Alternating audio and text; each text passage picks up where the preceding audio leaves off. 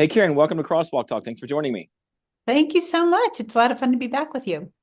Karen, of course, you have a movie coming out on Great American Family February 22nd, and I think Great American Pure Flix on February the 13th, if I have that right. That's right. I really enjoyed this movie. Of course, it's based on the novel of the same name.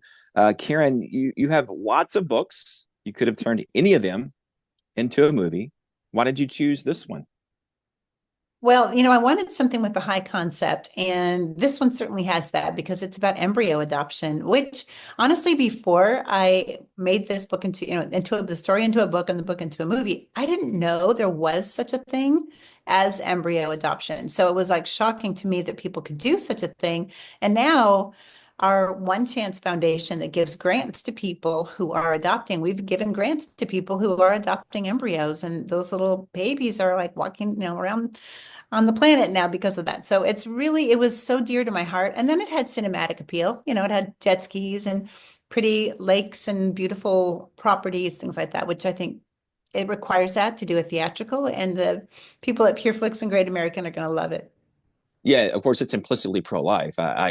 You said you were kind of foreign to the subject. I actually knew somebody about a decade ago, a family who uh, were involved in an embryo adoption. It was amazing to see this beautiful little girl that Wow. came from that process. Of course, it talks about it focuses on a young girl or young female, young woman who learns that she was the process of this, but she didn't realize that she had a biological sister who I guess recently passed, and then she falls in love with the man who comes to meet her. I'm probably not telling the story exactly right, but just tell me, give us an overview of the plot so folks can know what they're looking forward to.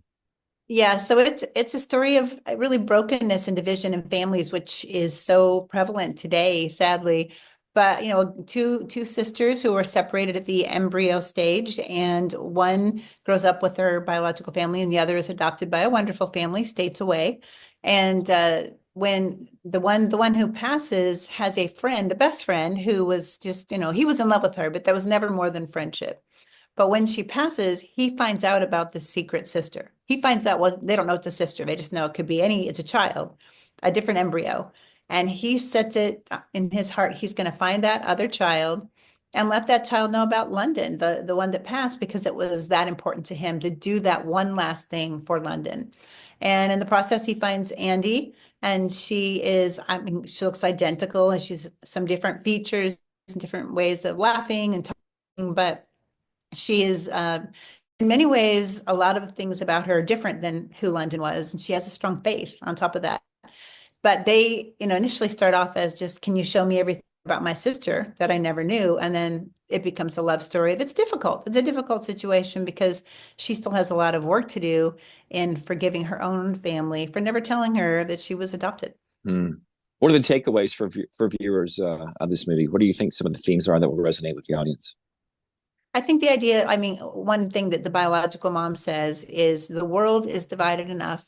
You don't want your Hmm. family to be divided too. So the idea of healing within families, and I think also, the idea that with Jesus, it's going to be okay. Like even in the greatest loss, whether you are part of a very public loss, some of the recent disasters that have happened or whatnot, or it's a very private loss to you, at the end of the day, when you have the Lord, it's going to be okay. This is just earth. And I think that it's a lot of tears, but it's a lot of hope.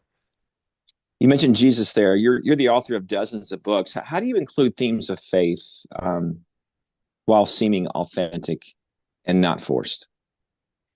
Probably because, that's my story. So my story, I Mm. became a Christian in my mid-20s, and I was just living a regular, worldly life. And I would have considered myself a good girl, but like just living an ordinary LA life, living in Los Angeles. And when I found the Lord, when I, understood the truth in the Bible and how it spoke to me, it changed everything. Like it was such a beautiful rescue for me. And so for me, when I'm telling a story, I know that I can tell about the physical, intellectual, and emotional aspects of a story. But I also have the privilege of sharing the spiritual. And that's whether someone's, running fast and hard away from God the way London was through the beginnings of this story, or whether they're running toward him. Either way, I get to weave that fourth piece in, and it just takes you to a deeper place. A different question. How do you keep coming up with fresh ideas? Do you wake up in the middle of the night writing down ideas? Do you think about them driving down the road? What happens in your brain there? Yeah, both of those things. I really feel like the Lord gives me stories like a movie. So here's the joy of doing someone like you was with taking that moment from I had gone to an event and this woman who was helping me at the event had three little kids, triplets who were embryo adopted. And that's when I first found out about it. So I couldn't get away from it. And the story started to spin. What if there were, embryos that were leftover embryos and they got separated? And how would that play out? But God puts it like a download into my heart, Mm, like this movie in my head, and I can see it. And I'm just like the stenographer taking notes when I'm writing. And I never have any shortage of ideas because they just kind of come from life as I go about, like a detective of the emotions. That's how I feel. So when I get a chance to do a movie, this is the first Karen Kingsbury Productions film, and it was important to me that it was excellent, that it didn't feel cheesy, that it felt authentic. And so it's almost that full circle where now I get to see the thing that I saw at the beginning, and it's really what I would have exactly what I saw. Like I'm so happy with it. do you ever write a story and in the middle of it, you have to decide whether to have somebody die or have them continue living? Yeah, that does happen because those are some of the greatest moments of love. They're the greatest moments of realization of what you have with that person and Mm, why it's important not to walk around in divided places with our family. So usually it's pretty clear. Like I don't have to mm, decide. It's like, oh, that person's going to die. Like that's mm. just what the Baxters were different on that. But I felt like there were sometimes I thought one person was going to die, but then it ended up being someone else. The story sometimes informs it, which is so interesting. And, our family, we are huge fans of Pure Flix. Like we turn on Yeah. the TV and we'll be like, okay, we want to watch this. And, I know at times people would be, oh, Christian content, it's cheesy, but, there's a lot to learn and a lot of discussion points, and like we'll turn off a movie we've seen on PureFlix and we have something to talk about, and it's usually forgiveness or again being healing in relationships, redemption. So and now I don't know if you knew this, Michael, but we have so A Thousand Tomorrows is a TV show that's 6 episodes on PureFlix, Hmm. and like Dandelion Dust, another one of a Yeah. movie made on my book that I didn't make the movie, but it's still based on my book. And then now Someone Like You. So it's really becoming like a home. That's awesome. And you're mentioning PureFlix, which kind of leads me to the next question. It seems like, in my mind, that we're living through a renaissance of sorts within Christian media, where we have a sudden burst of excellent content when a decade or two we didn't have much at all, little to anything. Would you agree with that? And if so, what do you think is driving that sudden burst of good content? Yeah, I really do agree with you. And I think it's even beyond entertainment. Like I think you see it Mm, in sports, whereas, 10 years ago, Tim Tebow was an anomaly because he knelt and prayed before a game and talked about Jesus. But that's not the way it is today. Today, it's like everywhere. I mean, college campuses and teams, and, you'll hear interviews and it's first, and their eyes are shining. They have this hope and it's going beyond the game or it's going beyond the movie. And I just think I don't know. I feel like we're in a period of revival and, lots has happened, lots of things that have happened in our country. And then the division on top of that creates a need for Jesus. He's the one that brings mm. peace and love, and he wants that relationship with us. It's not about a religion. And I think when you get past the religiosity of entertainment, then you get to some really beautiful truths and storytelling. And that's always what I wanted in my novels. And now we get to see that, with someone like you and these other shows that we see on PureFlix, it's really at another level. Yeah, we were wondering a few year or two ago whether the event in Asbury in Kentucky was an anomaly, and it seems like it is something going on nationwide. I do agree with you.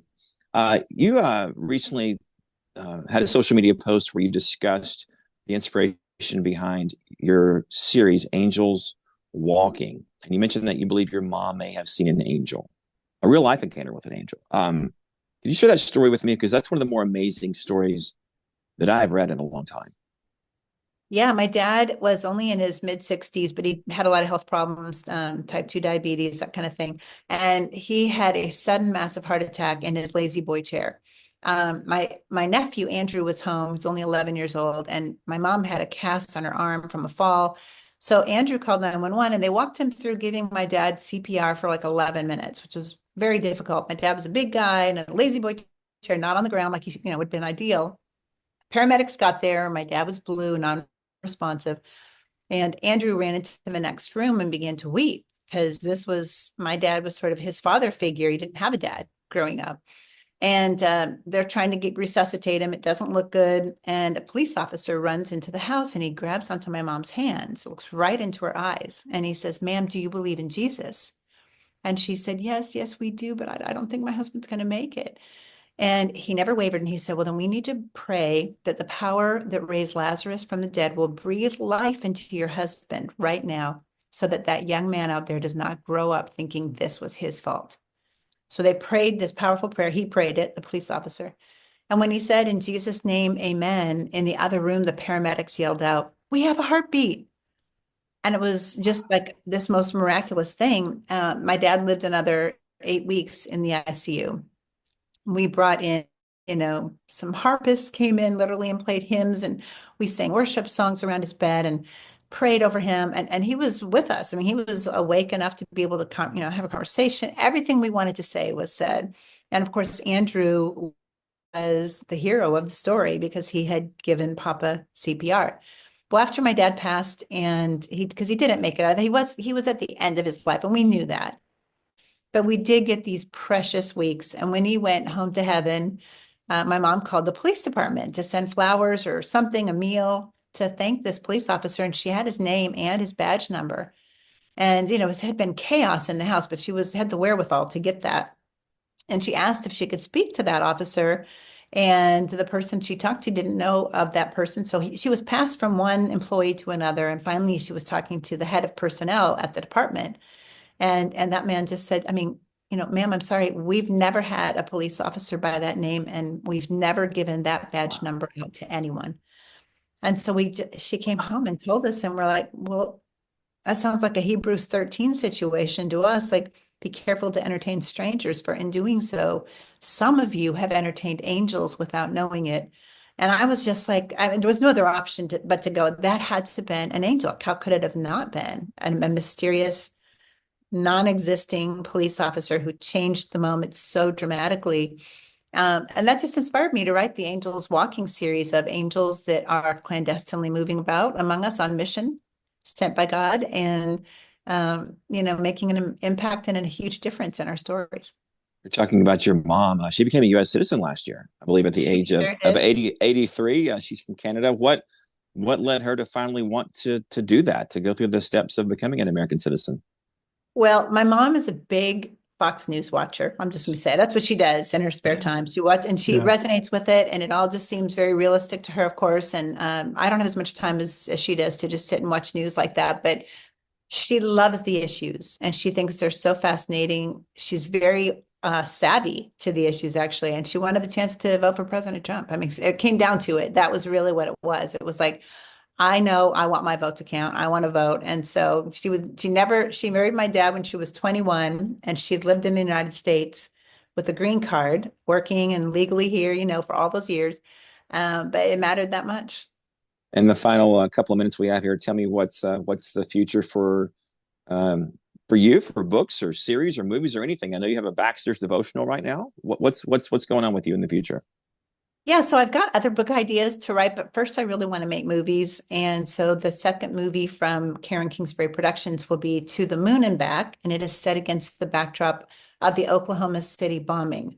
So it's a love story as well, but truly inspired by true life events and the tragedy that happened April 19th, 1995. And it's about a couple kids who were 6 years old, different parts of the city, who were both orphaned that day, and they meet when they're 16 on the 10-year anniversary at the memorial, and have a day that feels like the whole world existed to bring them together. And then they lose track of each other. And now, 12 years after that, at 28, they come back together again over a different tragedy. And they have to wrestle through, is there a possibility in the midst of the most terrible ashes of destruction and loss to find love again? And that's in production now or in the future? When is that? Pre-production. Okay. Yeah, we're production. We're hoping to film April, May here coming Okay. up. We have a lot of the pieces lined up. The script is ready and being really well received. And we're in a capital raise time and talking to studio heads and streamers, that kind of thing. Karen, thanks so much. Thank you, Michael.